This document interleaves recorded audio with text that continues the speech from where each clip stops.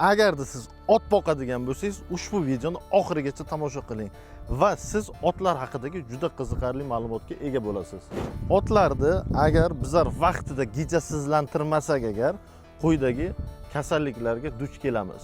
Bularning birinchisi va eng achinarlisi bu kolik kasalligi. Gijalar to'planadi bitta joyga, axlat tiqilib qoladi va axlat chiqara olmay ot nobud bo'ladi kolikdan. Ikkinchisi esa moddalar almashinuvi buzilishi, badaniga olmaydi, berayotgan oziqamiz to'laqonli badaniga singmaydi va hokazo kasalliklar kelib chiqadi. Uchinchisi esa gijalar tufayli otlar vaqtida qochmaydi. Buni siz bilarmidingiz? Otlarni gijasizlantirishda esa bizlar Bravamectin gelidan 3 oyda bir marta foydalanamiz.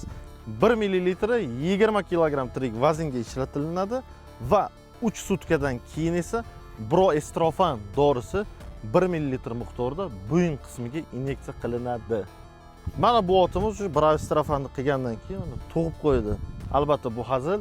Bu videoni oti bor tanishlaringizga jo'natib qo'ying va kanalga obuna bo'lishni unutmang. Sizlar bilan Romavetuz bo'ldi.